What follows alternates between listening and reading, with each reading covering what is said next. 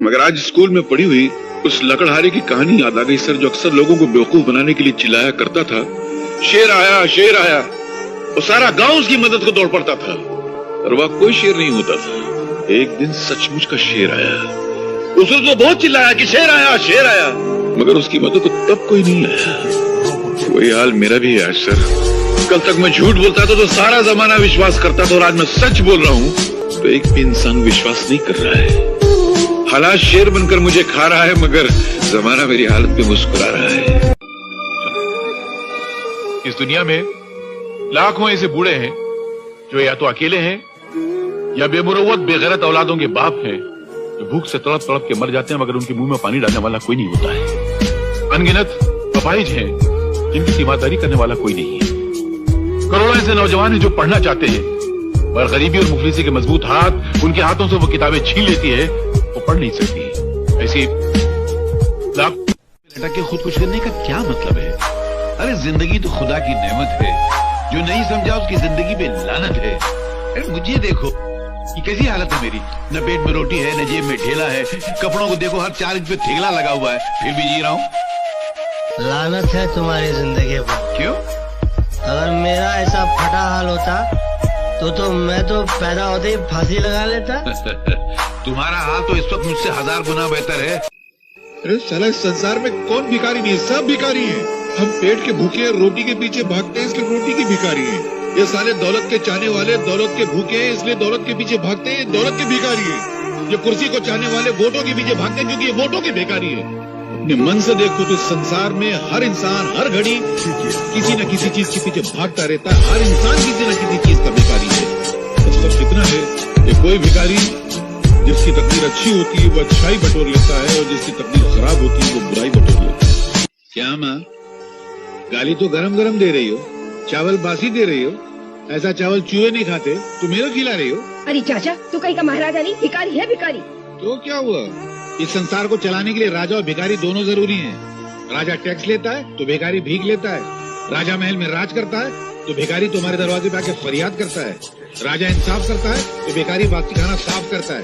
तुम्हारे दरवाजे पे आके अगर मैं भीख मांगता हूँ ना तो तुम मेरे पे एहसान नहीं करती हो, मैं एहसान करता हूँ, मालूम। एक अकेला दुख है जो चेहरे बदल बदल कर इंसान के सीने से चिमटा हुआ रहना चाहता है, मगर इंसान इतना बेवकूफ है कि उस वफादार दोस्त को ठुकरा कर बेवफा सुख की तलाश में भटकता रहता है। अरे सुख तो बेवफा तवाइफ की तरह है, जो आज इसके पास कल उसके पास।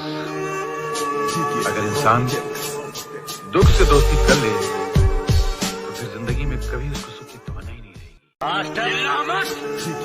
तो मोहब्बत से मिटा जरूर है, मगर मोहब्बत के फलसफे को नहीं समझा तू।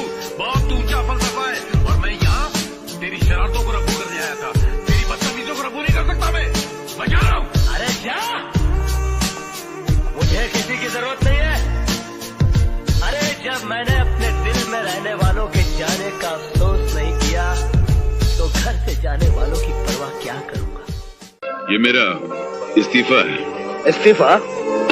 हम जैसे महान लोग जब आपकी मामूली सी नौकरी करते ना, तो आपका हम पर नहीं बल्कि हमारा आपकी नौकरी पर एहसान होता है। आप इतनी सी तनख्वाह देते हैं, हम आपकी ऑफिस को इतनी सारी इज्जत देते हैं। फैसला सुनाएंगे, मेरे कानों को सुनने की आदत नहीं है, मेरी जबान को सुनाने की आदत है, समझे। और एक बात और, आप मुझको नौकरी से अलग नहीं कर रहे हैं, बल्कि मैं आपको मालिक बनने से अलग कर रहा हूं। इस फकीर की एक बात याद रखना, जिंदगी का अगर सही लुत्फ उठाना है ना तो मौत से खेलो। सुख में हंसते हो तो दुख में कह लगाओ, जिंदगी का अंदाज बदल जाएगा। बेटे, जिंदा है वो लोग जो मौत से टकराते हैं, मुर्दों से बदतर है वो लोग जो मौत से घबराते हैं। दुख को ठोकर मार, सुख को अपना। अरे सुख तो बेवफा है, चंद दिनों के लिए आता और चला जाता है, मगर दुख तो अपना साथी है, अपने साथ रहता। ये अनाथ आश्रम सब नाम के होते हैं, असल में ये मुसीबत आश्रम होते हैं।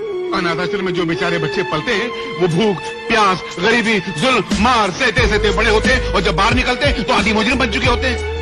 साहब, मैं तो कहता हूँ रुपये में 12 आना जो मुजरिम है वो सब अनाथ आश्रम की पैदावार है। इंस्पेक्टर साहब, आप अपनी इस वर्दी को हटाकर अपने खूबसूरत से दिल से सवाल कीजिए कि ये मासूम, ये छोटा फूल सा मासूम अनाथ आश्रम में पढ़ने के लायक है क्या? हम लोगों ने हिंदुस्तान की आजादी में खून इसलिए बहाया था कि भारत के भविष्य का बोझ उठाने वाले छोटे से मासूम कांधे अनाथ आश्रम में पलकर बड़ा होंगे। कसूर तुम्हारा नहीं है बेटे, मेरा है। मैंने कांटों को इज्जत की जमीन पर बोकर अपने खून से सींचने की कोशिश की थी, पर मैं भूल गया था कि कांटे सिर्फ जख्म दे सकते हैं, खुशबू नहीं दे सकते। जीते रहो बेटा।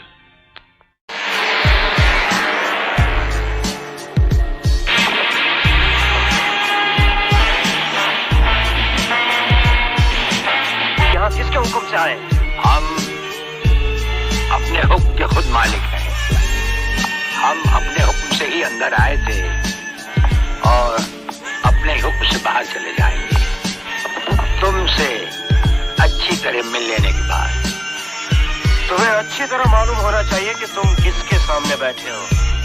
हमें मालूम है, इसीलिए तो जूते तुम्हारे मुंह के सामने रखे हैं। तुम जैसे गद्दारों से हम नहीं, हमारे जूते ही मुंह लगाते हैं। सूर्यदेव सिंह, ब्रिगेडियर सूर्यदेव सिंह, भूल कैसे गए? हम आज भी ब्रिगेडियर हैं, कल